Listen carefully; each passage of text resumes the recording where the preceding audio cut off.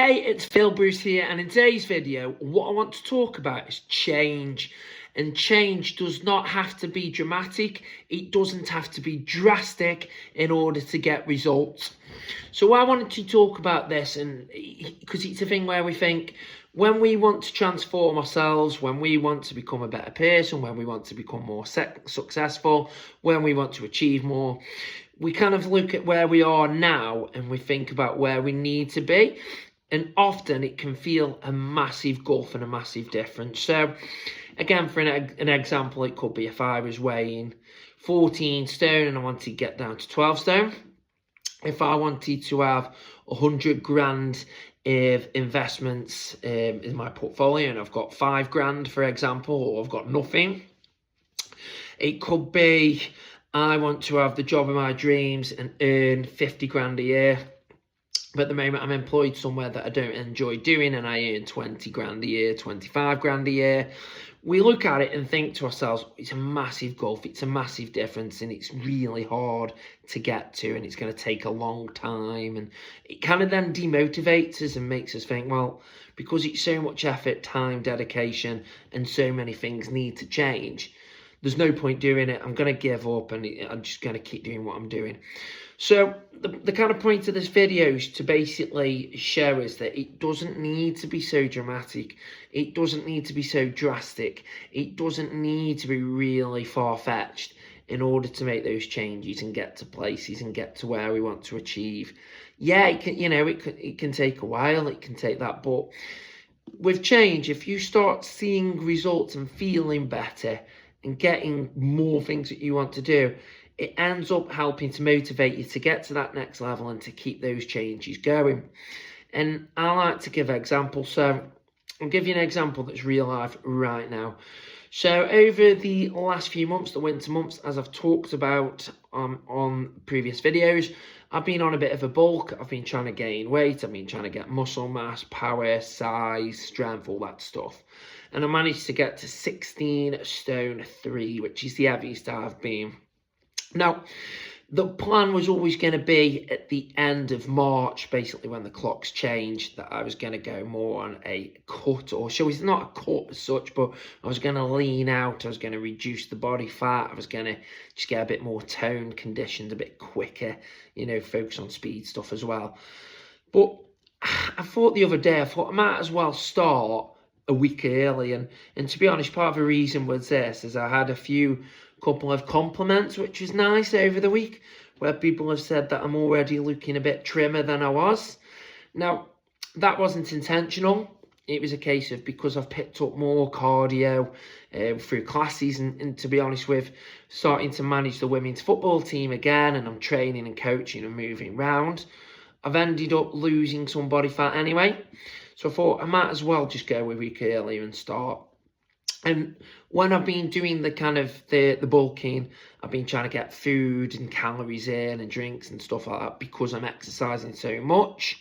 Now this time with cutting, it's cutting and leaning down, it's just reducing that. And what we do have that tendency and thinking is it needs to be such a dramatic and drastic change, and it hasn't got to be the case at all. So again, in the example of myself, what I was doing during the bulk is at breakfast and after a workout within a weights workout within my protein drink, I was having some protein oats. Now again, it's a great way of getting good carbohydrates and proteins in there, and each serving had about 200 or so calories. So again, if I was having that twice a day, it was 400 plus calories that I was having. So on this leaning down stage, I've just taken the oats out. So straight away, you can see that 400 calories have been reduced. Again, another change and a little adaptation that I've made is I was drinking smoothies. Again, getting quite a lot of fruit through the smoothies. But I actually had a look this morning at the calories in the smoothies that I was drinking. It was one that was about 750 millilitres drinking a day. And it had between 650 and 700 calories in.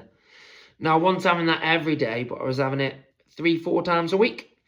So all I'm now doing is reducing that as well. I'm just basically not having it and getting, as I say, making sure I'm having like my fruit, my vegetables, and the same with multivitamins, which I usually do anyway.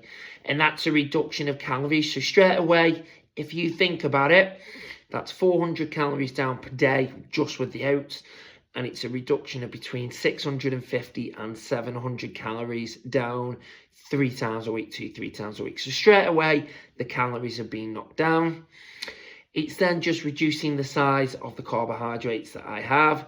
So probably instead of, I don't know, like instead of having loads of mashed potatoes, say, I'm just reducing the size down to 2/3 or half the size. Same with chips or whatever. And the point of it is, I'm not totally cutting out things that I enjoy. So as I say, I like, home cooked chips and stuff like that and whatever. So I'll have those. And last night, actually, we had the tea. So we had protein, like the protein burgers with protein cheese, with salads, coleslaw. And then as a little dessert, I had a little bit of Viennetta, which I love, some ice cream. So again, it was just sizings and portions.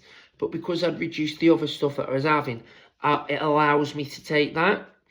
So it goes to show that the change doesn't have to be too dramatic. It doesn't have to be a case of I'm starving myself. It doesn't have to be a case of I've got to get rid of a whole meal or 2 whole meals or I can't snack at all. It's just making those little changes. And giving one more example, again, so that's my kind of training one that I've got at the moment. It could be a financial one. Again, this is more generic. It's not just me that I'm on about. It's a financial one. So if I'm thinking that I need to get to a goal that I want to try and get to £50,000, I think I used, or even 100,000 in the long term of assets, instead of just putting one saving or one investment in there, which is a lot of money, if I'm just doing things like putting a £5 in a day into an investment, £5, or if you're watching it in America, $5, or if I'm putting, say, little bits more, think about it, how that can compound. So again, using the £5 a day one, if I'm doing that for a week at 7 days, that's £35 or $35 if you're watching it in America. And again, then think about how that can compound and grow. And yes, it'll take time, but you've got more in investments and savings than what you had previously. And it's one of those things where it hasn't got to affect your whole life. Because if I'm putting in loads of money straight away, I've got nothing to spend, as I say, on the essentials. I've got nothing to spend if I want to go out with friends or family or whatever it is. Or if I wanted to have a treat myself, I'd struggle because I'd have no money. So it's a case of just doing something that's sustainable for you. And I've just picked £5 or $5 just as an estimate number. It doesn't even have to be that much. It can be £1 a day or £2 or whatever it is. But if you just get into the habit of making that little change, that little thing, it compounds over time.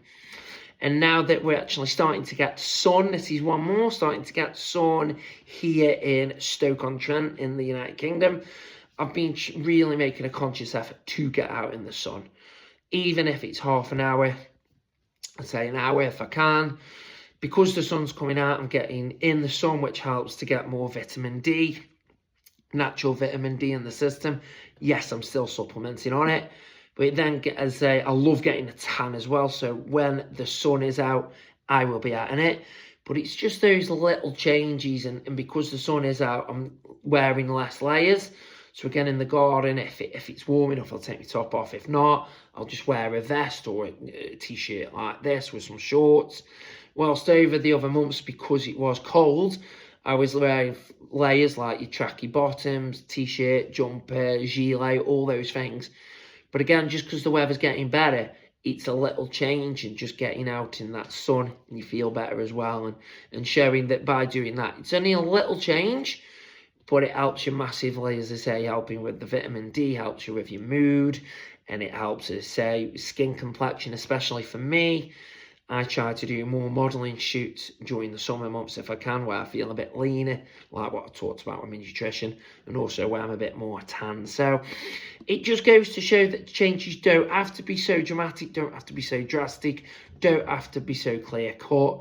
and those things can help you. So I just want to get that video out there just to have a chat with you about that. Hope you found it helpful, and I hope you can make little tiny little changes in your life that can then compound. So yeah, that's the video done for today. As I say, I hope you're having a great week so far. Hope you can have a great weekend, because this is being filmed on Friday. So I hope you have a fantastic Friday and a wonderful weekend. Sending all my love and best wishes as always, and I look forward to seeing you on the next video. So until then, have a good one, and bye for now.